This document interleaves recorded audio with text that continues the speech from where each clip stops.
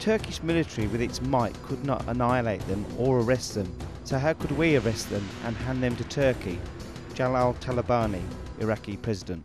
Welcome back to Inside Iraq. Today we are discussing the rising tension between Turkey and Iraq. Fawzi al-Hariri in Baghdad, Nouri al-Maliki, the Iraqi prime minister, has asked the local government, the KRG, to stop supporting and giving logistical support to the PKK. A question, why that support and logistics was given in the first place? And second, whether Masoud al-Barzani and the Kurds in Iraq will adhere the prime minister's advice. I can confirm that there has never been any logistical support or any other material support given by the KRG or any political party in the Kurdistan region of Iraq to this group, to the PKK. It has never been. In fact, this group had caused more difficulties to the Kurdish north in Iraq than many people understand. Therefore, there has never been any support provided. There has never been any logistical support provided. And in fact, there has never been any love lost between this particular group and the Iraqi Kurds. In Turkey, you believe what Baghdad is saying, that is, these people are just in the mountains, they are beyond our reach, we cannot reach them, we cannot fight them. Jalal Talabani says, you know, they are in the mountains, I cannot hold them, I cannot give them to you. Well, Mr. Talabani, President Talabani himself has promised the Deputy Prime Minister Ecevit on the 10th of November 1998 that they will effectively combat terrorists. I don't believe that at that time Barzani troops were stronger than, Talabani's and Barzani troops were stronger than they are today. So how come that they fought with them 10 years ago but not anymore today? And second, an answer to our American colleague, we appreciate the recognition of the United States of PKK as a terrorist organization. We recognize their cooperation with Turkey, verbal and diplomatic cooperation. But when he suggests that there should be a political solution to this problem, I wonder whether it is a principled policy of the United States in combating terrorists. Is it the way they choose to combat Al-Qaeda in Afghanistan? Is it they choose, does it mean that they choose diplomacy instead of fighting in Afghanistan? So, to say the truth, the American policy has never been diplomatic efforts to combat terrorists, and they have never opted for an appeasement policy. David, listening to the two gentlemen, I'm sure from the vantage point of the U.S. State Department, you can see there is a deficit of trust and credibility between the Turkish side and the Iraqi side. From an American perspective, can you afford that little piece of strap of country in Iraq, let this one region, one calm, one prosperous region of Iraq go up in smoke because of the PKK? Isn't the U.S. supposed to do something? Look, as I said at the very beginning, this is an extremely complex issue. There's no question about it. There are emotions running high on all sides here. There are no easy solutions. However, the United States, as I said, feels strongly that we need to avoid actions that would add to instability in the region. That action is almost inevitable, David. You know, there is almost 100,000 Turkish troops are, you know, at the border area. The certain parts of the north are being... I don't agree with that.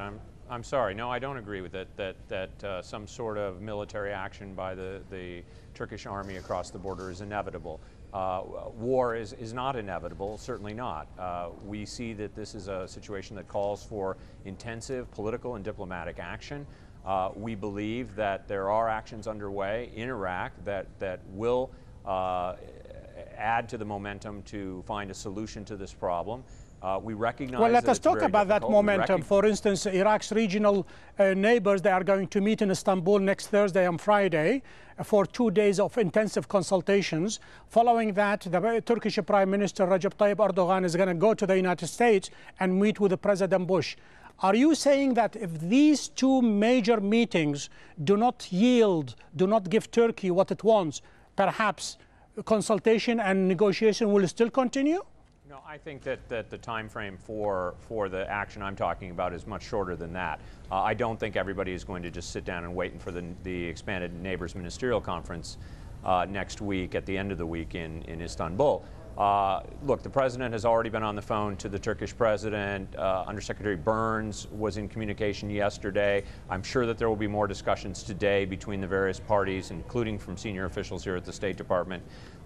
We have a delegation, including the Iraqi defense minister and their version of the interior minister, in Ankara right now. A lot of people are working very intensively to resolve this problem in a way that does not lead to a cross-border military assault by the Turkish army into northern Iraq. That would be a profoundly destabilizing move. I think everybody recognizes that, and I think that there's growing recognition on the Turkish side that that's not going to solve their problem. But there's also recognition, I think, on the Iraqi side that something needs to be done that moves a lot closer towards a solution that will solve the problem for the Turks.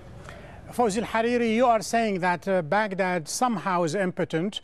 The Kurdish regional government in Erbil and Hawk and Suleymaniya, they cannot do something about it. The PKK, on the other hand, they are saying we are in the Qandil Mountains, which is part of a greater Kurdistan, and if we are attacked, we are going to blow up the pipes running oil from Kirkuk all the way to Jihan. As an Iraqi, as a Kurd, when you hear that kind of a statement by the PKK, what comes to mind? Are they a state within a state? The Kurdistan of Iraq is part and parcels of the sovereign state of Iraq. And PKK are there uninvited, and the sooner they leave that part of the world, the better for everybody. Any threats submitted by these people to the economic infrastructure of Iraq will be deemed as a criminal threat, and warrants for the arrest of these individuals will be issued by the central government. Do you think the PKK, simply because of certain discussions and negotiations in Ankara, they are going to pack and leave? Or if arrest warrants, as Mr. Fawzi al-Hariri says, are issued against them, they're just going to tremble and pack and leave? Or military action is perhaps, from Turkish point of view, is the only way? Definitely not. Political discussions, negotiations means a suggestion to Turkey to negotiate directly or by proxy with terrorists. This is not our policy. It has never been our policy. And we believe that through such methods that have been tried in the last 4 years since the American intervention, there was absolutely no result at all. American government has appointed a retired 4-star general, General Joe Ralston, together with the Turkish retired 4-star general. They tried to use this way of diplomacy, consultations, and so on and so forth. They failed, and both resigned. So we don't believe that at this moment Turkish people will be satisfied with such advices of talks, negotiations, and this and that. I don't remember a case where such type of terrorists responsible of the killing of 30,000 people, 10 times more than the casualties in Twin Towers in New York, that such people will be appeased through talks and will accept to give up their arms. So far, they have not given any sign of this reconciliation or yes. A real, giving up arms. At this moment, I'm afraid that we have no other option but to intervene, not against Iraq, not against northern Iraq, not against Barzani or Talabani regions, but against the terrorists. This is the only way out. Yes. And Turkish people, I'm afraid, will not be satisfied with verbal commitments anymore, any longer. We shall find out whether diplomacy will triumph or war. Onur Oyman, Fawzi al-Hariri, David Foley. Gentlemen, thank you for being guests on Inside Iraq. To access the show and to send us your comments, please go to aljazeera.net/English. We have reached the end of this show. Join me next week when we take another look inside Iraq. Goodbye.